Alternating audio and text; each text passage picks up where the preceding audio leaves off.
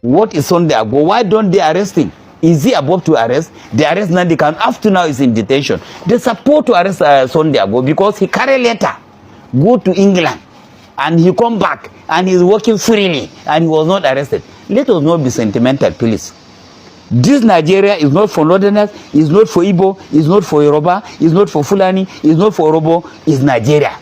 We have to stand that. Where are you? Nigeria. And what are you? Nigeria. So we have to fight. If you are Mr. F commit offense, let him judge as Mr. B.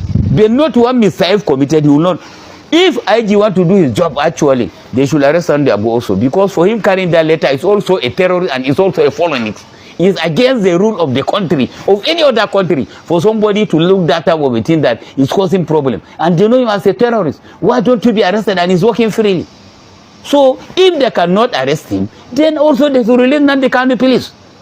Because I don't see a reason why holding him while this person is working freely and doing all activities they feel to do. Then last time when he come, they lock secretary in Oyo State. The secretary ammonia that they need to Odudua, giving the clear president, one female, Abiola, where is she? Where did he arrest? And where do they prosecute her? Which court does he go? Which prison are they? Which are they in DSS in Oyo? Or where are they up to now? Nobody know. And they were arrested. So, as they arrested, what are the distances? Where are they? Simple. We could not be able to get them, and that thing is paining me to do. And if we want to do justice, President should order arrest of Sunday Agbo. That's all. That is my take. Hey!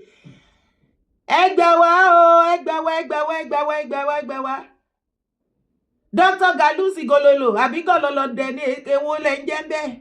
Ẹni pé kí wọ́n lọ arrest ṣe Sunday Igboho torí ó drop letter fáwọn Britiko. Ipe kò yẹ kó wọ́n yìí máa rí, kó máa rìn, kó máa yan fandafanda. Kódà kò yẹ kó jẹun, kò yẹ kó wọṣọ. Ìyá torí ó drop letter. Ìyá ó yẹ kí Tinubu ti palẹ̀ mọ́. Ó yẹ kán ti gbé, ó yẹ kán ti tì í mọ́lé, ó yẹ kán ti ṣe bíi ti Kanu. Ṣé mọ nǹkan tẹ́ ń wí? Ṣé mọ nǹkan tẹ́ ń sọ? Okay, if Tinubu refused to arrest Sunday Igboho, why don't you come and arrest him by yourself? Má gbà mí lọ́wọ́ àwọn ará Northerner. These Northerner people, they believe they are the Alpha and Omega of Nigeria. You believe you can do and not do anything that pays you is okay. You don't care about any other person. See trouble, Dr. Garus Gololo. Imagine the kind of energy you put on this Sunday Igboho matter. If only you put the same energy, you channel the same energy over the bandit, the terrorists, and every bad criminals in that north that are killing the innocent Nigerians, we will not be in the same place where we are today. Nigeria would have been better, at least a little bit. Have you ever condemned your terrorist brothers and sisters in the north? How many of them have they bring to book? How many of your terrorist brothers have been persecuted before? Ìjọ tí ever bọ́ síta rí kó sọ wípé gbogbo ẹni terrorist tó bá ti mú tó ń pààyàn innocently, tó ń gbowó, tó ń forcefully báwọn èèyàn sùn tipátipá, tí wọ́n commit gbogbo criminal activities pátápátá in the whole of Nigeria, tí wọ́n han àwọn other tribe léèmọ̀, tí gbogbo Nigeria sọ wípé wọn kì í ṣọmọ Nigeria tó bá ti arrest wọn, ẹ̀yin ìgbà yẹn lẹ máa mọ̀ pé wọn kì í ṣọmọ Nigeria but family yín ni wọ́n. Ẹ̀yin tí ẹ fi Nigeria sílẹ̀ tẹ́ ẹ lọ recruit gbogbo àwọn Fulani ní Mali, Niger, gbogbo every Islamic country, tẹ́ni kan wá máa terrorize àwọn Nigerian citizens. Tí ìbọn síta kẹ́ ẹ sọ wípé kí government kí wọ́n ṣe kí ni, kí wọ́n persecute wọn o. Àbí ìwọ tó ń gbọ́ mi tó ń wò mí, tó bá ní sọ pé irọ́ ni, ǹjẹ́ o ti rí bí tí o ti persecute any terrorist láti north? Torí ẹ̀yin ni terrorists. Terrorists are from north, they are northerner. Is there anybody terrorizing Nigeria? No, only the northerners are terrorizing Nigeria. They are the brother to the bandits. They are the brother to the Boko Haram. They are the brother to the ICC. Even the latest new terrorist group that just landed now. He landed through the northern part. Every criminal activities, every terrorist that is affecting Nigeria today are your brothers in the north. They are your family. May no let it persecute. Channel this your energy on them.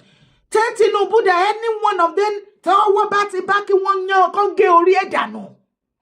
Kí wọ́n gé orí ẹ̀ kan fi ṣe àṣà lóore kí àṣà kó yọ ojú ẹ̀jẹ̀ kan ṣàjẹ́ chakachaka. Leave Chief Sunday Adeyemo Igboho alone. The last time I checked, Chief Adeyemo Igboho is not your problem. Or is he? No, now. Ṣé Igboho ló ní kí ẹ má repo ní ọ̀wọ́n gógó? Ṣé ọmọ Adéyẹmọ òun ló ní kí ọ̀nà yín kó má dáa kí àwọn gọ́fúnà yín kan gbowó kan mú gbogbo ẹ̀ kan lájẹ? Ṣé Chief Igboho òun ló ní kí ẹ máa ṣe terrorist in the north? Ṣé Chief Igboho ní banditry tó ń gbé yín Dr. Galo kí ló porúkọ ara ìjàre wá gbé sí ọ̀rọ̀ ẹ̀ ń bí jàre wọ́n kà fara dáradára Dr. Garus. Ṣé Igboho ní bandit family yín? Ṣé Igboho ní Boko Haram? Dr. Garus, have you ever channeled this kind of energy towards Boko Haram? That you inform the government that you must do something about this Boko Haram, you must flush them.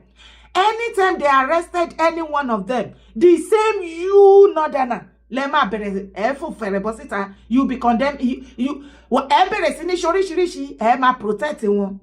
And the worst part of it is, instead of Nigeria government to persecute them for terrorizing the Nigerian masses, Nigerian citizens, killing them, raping them, and all sorts of bad things. No. The next thing we will hear is, hey yo, the Boko Haram has surrendered. The bandit has surrendered. This has surrendered. Terrorists, this, terrorists, that has surrendered. They are no more terrorizing Nigerians. Ooh, who are you fooling? Do you think Nigerians are foolish? Do you actually think that the Southerner doesn't have something here?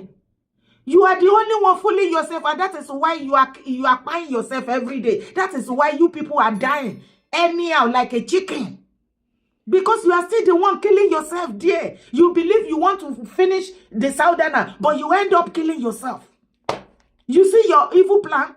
Go and channel your evil plan towards your people. And leave Nigerians alone. Leave Chief Sunday Adeyemo Igboho alone. Ẹ bá mi bèrè lọ́wọ́ àwọn people yìí. Ṣé wọ́n sọ fún yín pé yín nìkan lẹ́ni tàbá sọ wípé ẹja kóníkálùkù máa lọ ń lọ ẹ̀. Ẹni rọ́ ni ọmọ Yorùbá. Ọmọ Yorùbá ẹ má ṣàbòsí. Àbòsí ò dáa. Ọmọ Yorùbá ẹ má ṣọ̀tẹ̀. Ọ̀tẹ̀ ò lérè. Bẹ́ẹ̀ ni, ẹ jẹ́ ká sòtítọ́ ọ̀rọ̀ níbi tí ọ̀rọ̀ bá wà. Ẹ jọ̀ọ́, ọ̀nà wo ni Chief Sunday Igboho ṣe gbógun ti Nàìjíríà? Gbogbo rògbòdìyàn tó wà nínú Nàìjíríà lọ́wọ́lọ́wọ́, owó epo wọn, ojú ọ̀nà ò dáa, kò sówó, exchange rate high, health sector zero, power grid ojoojúmọ́ ló ń kó ó ti di àbíkú ọmọ, bó ti ń dákú ló ń dájí, kò sí nǹkan ẹyọkọ̀ tó wà successful ní Nàìjíríà. Ẹ jọ̀ọ́ ṣé Chief Sunday Igboho òun ọwọ́ wọn la bá ń bẹ́? Ṣáwọn ni wọ́n kọ̀ sí ẹ̀? Èyí gbogbo nǹkan tó ṣẹlẹ̀ ilé àwọn náà rò papọ̀ wípé instead of ká máa rọ́nú rọ́jú ká máa ní hope every 4 years tí ò sí hope kankan bì kan, ṣe jẹ́ ká kúkú pé Nàìjíríà tó sì kò sọ́jọ́ kan tí àṣeyọrí ń bọ̀ wá nínú Nàìjíríà. Bẹ́ẹ̀ ni orílẹ̀-èdè tó bá ti wà, orílẹ̀-èdè mélòó lórí tó dàbí titi wa tí wọ́n wà together forever? Maybe America dẹ̀rẹ̀ àwọn wọ́n ṣe kí ni, wọ́n tó jẹ́ àwọn citizens wọ́n ṣe kí ni, wọ́n ní plan fáwọn masses. Tó o bá ti jó lórí ire ẹ̀dá, tó o bá ti wọbẹ̀ wọ́n á fún ẹ ìwé, wọ́n á sọ ẹ́ dọmọ. Ìlú òyìnbó báyìí sì gbogbo ò bá jẹ́ dúdú jù bẹ́ẹ̀ lọ, tó bá ti wà òkè tó láṣeyọrí kan, everybody fẹ́ claim ẹ̀. Ọmọ bàbá ta nìṣẹ́wù kó wá wí. Ta ló fẹ́ bọ́ lórí burúkú tó?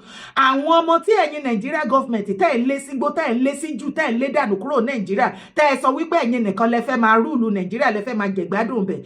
Wọ́n sì ń ṣoríire káàkiri gbogbo other country. Wọ́n bá ti wá ṣoríire tán ìgbà yẹn ní Nigeria government á mọ̀ wípé ọmọ wọn ni ẹ ti ṣí èrè sà Nigeria government. Back to the matter. Mo fẹ́ kẹ́ ẹ wo fídíò yìí. Olóyè Sunday Igboho tó ṣà èmi ń gbàdúrà, mo dẹ̀ ń fi ẹ̀mí sọ́nà lóríṣiríṣi. Mo fẹ́ kí olóyè Sunday Igboho kí wọ́n kọ lẹ́tà ìkíni káàbọ̀ sí Donald Trump tí wọ́n ṣẹ̀ dìbò yàn ní ilẹ̀ Amẹ́ríkà. Ṣùgbọ́n bẹ́ẹ̀ ṣe máa ṣe leléyìí nínú lẹ́tà tẹ máa kọ ìtàn máa dàbí open letter náà tí ẹ máa ṣe publication ní Amẹ́ríkà. Ẹ lọ wá kọ́ newspaper tó gbajúgbajà l'Amẹ́ríkà àbí news tó popular láti send the message, then you send the official message sí Donald Trump. Ẹ congratulate ẹ fún wíwọlé tó wọlé yìí.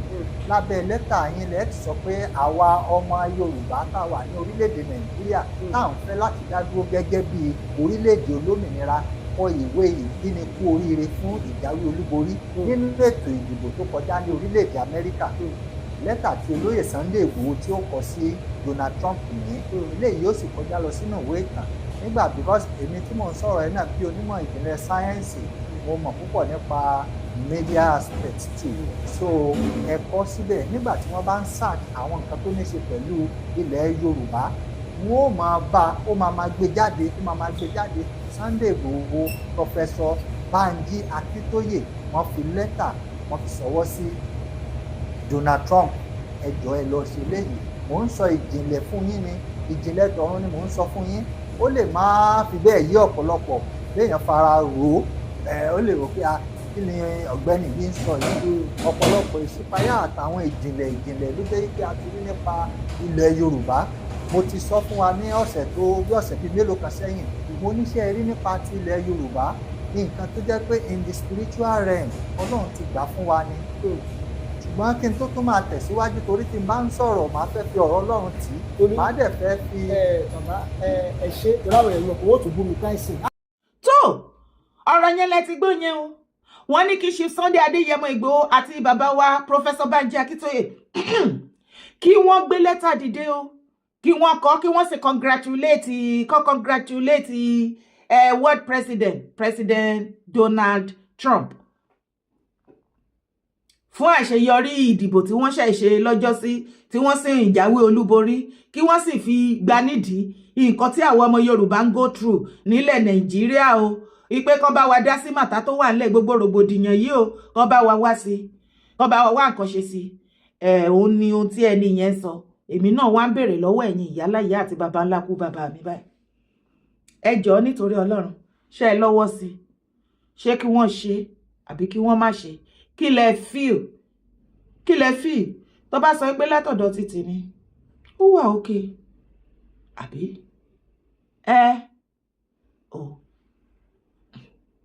kí n dákẹ́ mo ti dákẹ́ ó yá ó lọ́wọ́ sí drop ìdí tó ṣe lọ́wọ́ sí síbi comment section ó support drop ìdí tó ṣe máa support níbi comment section wá bá mi mú fídíò kó bá mi pín káàkiri. Ṣùgbọ́n ṣe rí Dr. Garus Gololo yìí bí gọlọlọ dẹ ni ó make mention kankan nínú fídíò ẹ o ó ní àwọn onítìrí tí wọ́n lọ ní Ìbàdàn tí wọ́n hijack Amúlùdùn FM àti secretariat ó ní wọn ò gbọ́ nǹkan kan nípa èdè ní ilé ní or anything ẹ jọ̀ọ́ ṣé kò rí sọ. Ṣé Chief Sunday Igboho ló lọ hijack Nàìjíríà secretariat àbí Amúlùdùn FM àti secretariat ní Ìbàdàn? Mo ń bi wá ní Garus Gololo. It wasn't Chief Sunday Adéyẹmọ that went to Ibadan secretariat. Adéyẹmọ did not know anything about it. Chief Sunday Igboho didn't know anything about that arrange at all. Ọpọlọ òun là ń lò. Ìrìn àjò ibi tí stage tá wà nísìn ọpọlọ ni o. Bẹ́nikẹ́ni bá tiẹ̀ mò ń sọ tèmi má ti ra ẹ̀. Be calming down. Gbogbo ohun tó bá ń gbá nígbà yẹn mọ bó ṣe máa gbé sára. Jẹ́ kí o rí pé ọpọlọ la ojú ẹ dáadáa kó rí nǹkan tó ń ṣẹlẹ̀. Ọpọlọ ló kù. Ẹyọ bẹ́ẹ̀ ni. Nǹkan tí wọ́n bá jẹ́ wípé Dr. Garus Gololo nǹkan tó bá mú Nigeria government di ẹni eléni tí wọ́n ò mú Dúpẹ́ Onítìrí tá àti ẹ̀gbúrò nǹkan kan nípa ẹ̀mọ́ tó ń work freely tó ń jayé orí ẹ̀ bó ṣe wù.